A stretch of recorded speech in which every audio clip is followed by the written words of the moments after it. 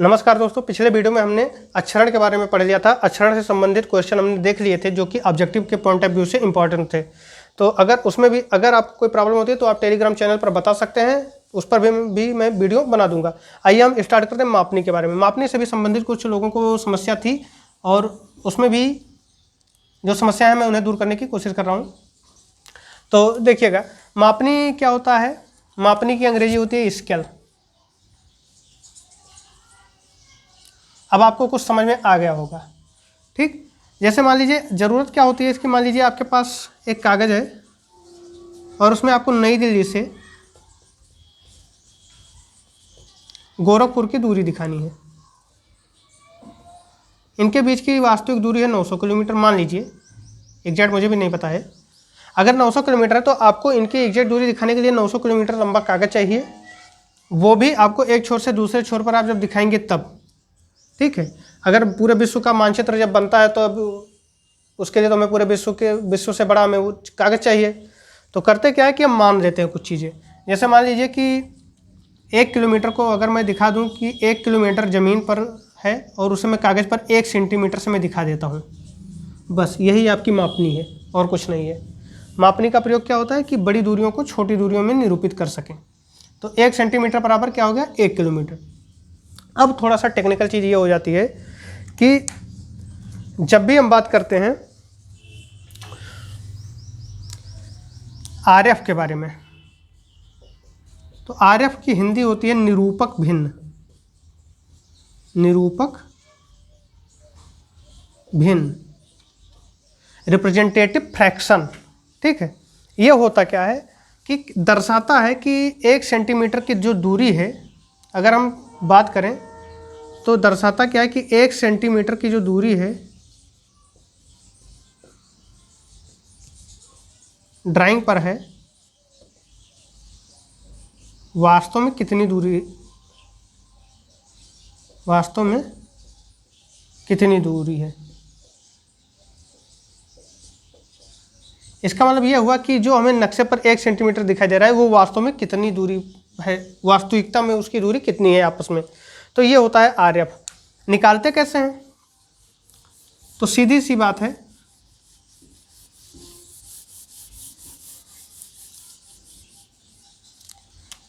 कि निरूपक भिन्न जो होता है उसे हम ज्ञात कैसे करते हैं।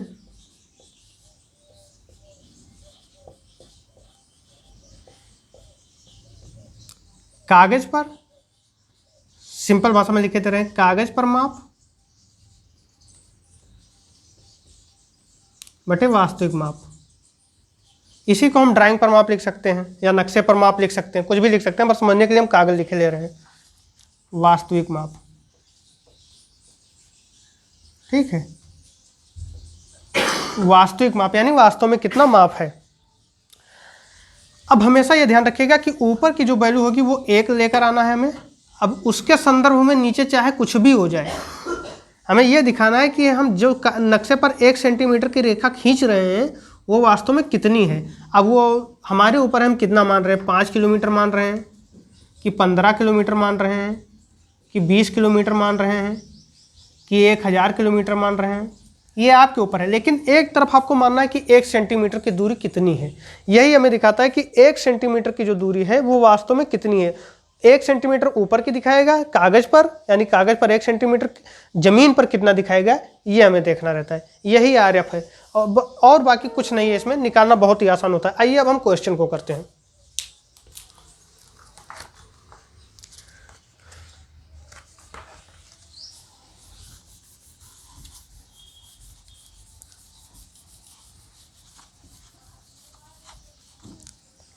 जैसे दिया हुआ है, साधारण मापनी कितने प्रकार के माप दिखा सकते हैं। तो मापनी को हम यहाँ पर 2 प्रकार के हम पढ़ेंगे। होते तो 3 4 या 5 प्रकार के होती हैं, 4 या 5 प्रकार के होते हैं। लेकिन देखिए यहाँ पर एक पढ़ेंगे साधारण, एक पढ़ेंगे विकर्ण मापनी।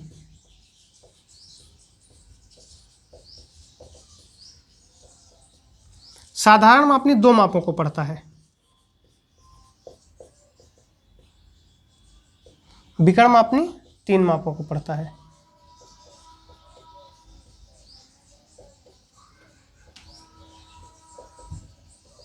ठीक है, ये अंतर होता है। जब पूछेगा साधारण कितना पड़ता है तो आप बताएंगे 2, विकर्ण कितना पड़ता है तो आप बताएंगे 3 मापों को पड़ता है। ये पहला क्वेश्चन था आपका। दूसरा क्वेश्चन कह रहा है कि विकर्ण मापने पर लगातार कितने माप दिखाए जा सकते हैं। साधारण पर 2 आप दिखा सकते हैं और विकर्ण पर आप कितने दिखा सकते हैं, 3 माप दिखा सकते हैं। अगला क्वेश्चन कह रहा है कि निरूपक भिन्न में अंश होता है हर से। तो निरूपक भिन्न हमने आपको बताया कि आरएफ जो होता है वो ड्राइंग पर माप होता है डिवाइड बाई एक्चुअल माप। ठीक, तो ड्राइंग की माप हमेशा छोटी होगी, एक्चुअल क्या होगी, बड़ी होगी। बस यही आपको दिखाना था। तो हमेशा आप लिखेंगे कि निरूपक भिन्न में अंश होता है। अंश किसे कहते हैं, आइए हम इसे भी समझ लेते हैं थोड़ा सा।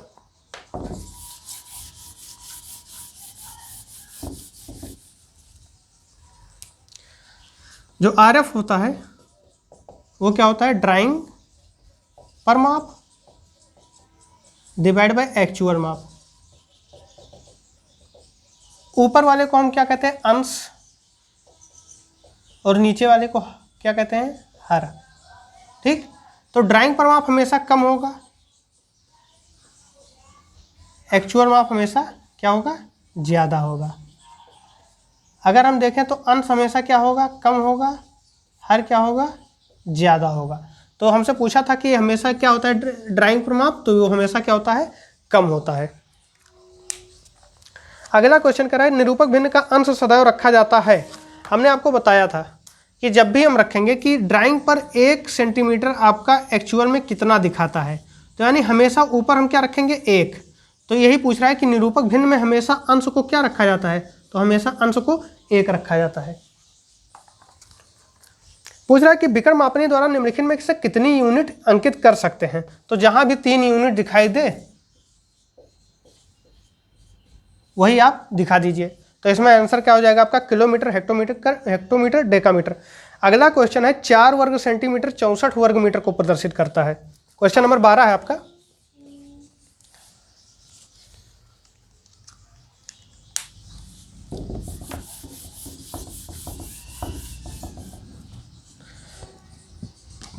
कि 4 वर्ग सेंटीमीटर किसके बराबर है, 64 वर्ग सेंटीमीटर के। ठीक है, 4 वर्ग एक मिनट, दिख नहीं रहा है। 4 वर्ग सेंटीमीटर बराबर है किसके, 64 वर्ग सेंटीमीटर के। आपको क्या बताना है इसमें, निरूपक भिन्न यानी आरएफ बताना है, रिप्रेजेंटेटिव फ्रैक्शन यानी निरूपक भिन्न कितना होगा। तो अभी तो ये थोड़ा सा एक स्टेप बढ़कर ये क्वेश्चन दे दिया है। ठीक है, मैं उससे पहले आपको एक स्टेप कम करके मैं बताता हूँ। मान लीजिए कि जमीन पर दूरी, ये अलग क्वेश्चन है, देख लीजिएगा, उसके बाद हम इस पर आएंगे। जमीन पर दूरी 500 मीटर है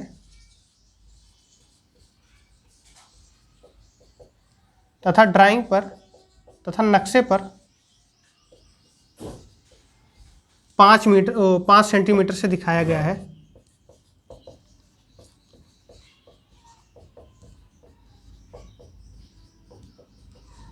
तो निरूपक भिन्न क्या होगा, तो आरएफ क्या होगा, क्या होगा, क्यों नहीं, क्या होगा।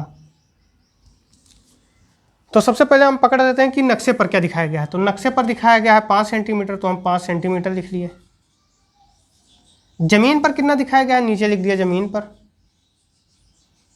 अब देखिएगा ये मीटर है नीचे का, ऊपर का क्या है सेंटीमीटर, और हम हमेशा चूंकि कागज पर आप मीटर नहीं खींच सकते हैं, खींच भी लेंगे तो बड़ा चाहिए कागज, आपको सेंटीमीटर ही बनाना पड़ेगा, क्योंकि सेंटीमीटर छोटा होता है और आप कागज पर आसानी से प्रदर्शित कर सकते हैं। तो आप नीचे वाले को भी सेंटीमीटर में ही बदल लें, ऊपर तो सेंटीमीटर दिया हुआ, नीचे वाले को सेंटीमीटर में बदल लें। हम जानते हैं कि 1 मीटर बराबर कितना होता है, 100 सेंटीमीटर। तो जहाँ मीटर है वहाँ गुणे 100 कर दो। अगर हम 5 से भाग, अब ये सेंटीमीटर हो गया, अब 5 से भाग करा दो, 5 एकम 5, क्योंकि हमेशा ऊपर 1 रखना है। 5 एकम 5, 5 सोइम 500। अगर हम गुणा करा लेंगे तो क्या हो जाएगा 1/1 और कितने जीरो हैं 1 2 3 4, 1 2 3 4, यानी RF जो हमारा निकल कर आया वो क्या आया इतना। ये RF होता है। कुछ नहीं करना है, आपको पकड़ना यह है कि ड्राइंग पर कितना दे रहा है तो उसे ऊपर लिख दो, जमीन पर कितना एक्चुअल में कितना दे रहा है उसे नीचे लिख दो।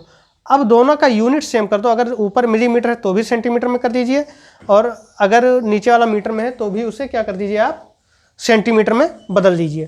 तो इस तरीके से आपका क्या हो जाएगा RF निकल आएगा। अब आप सोचेंगे कि यहाँ पर भी हम कर दें, 4 चूँकि कम है तो ये ऊपर हो जाएगा और ये 64 नीचे हो जाएगा। 4 एकम 4, 4 सोलह 64 है 1/16 हो गया। ये वर्ग सेंटीमीटर है, 64 वर्ग सेंटीमीटर है, वर्ग मीटर है सेंटीमीटर है, वर्ग मीटर होगा। तो यहाँ पर ध्यान दीजिएगा कि सबसे पहले तो आप ये करिए कि इस वर्ग मीटर का मतलब समझ लीजिए कि वर्ग मीटर है क्या।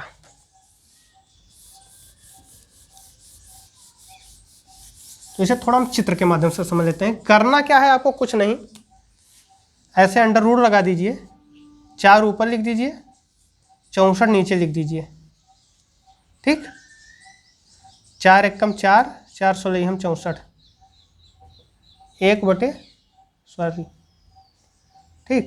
1/16, एक आपका सेंटीमीटर में था, ये अंडर रूट में है अभी, 1/4 हो जाएगा, ठीक है। वो वर्गमूल से जब बाहर निकलेगा, ये सेंटीमीटर में है, ये मीटर में है आपका, इसे कन्वर्ट कर लीजिए 1/400, आंसर ये हो गया RF। चाहे तो आप इस तरीके से कर सकते हैं, चाहे तो अगर थोड़ा और समझना चाहे तो इस तरीके से देख लें कि एक हमारे पास एरिया है कागज़ का, वो है 2 × 2, क्योंकि इसका जब एरिया निकालेंगे तो 2 दूनी 4 हो जाएगा। एक एरिया मीटर में है, वो कितना है 8 × 8, 8 8 64 हो जाएगा। ये थोड़ा टफ पड़ जाएगा लेकिन आप समझ लीजिए होता क्या है।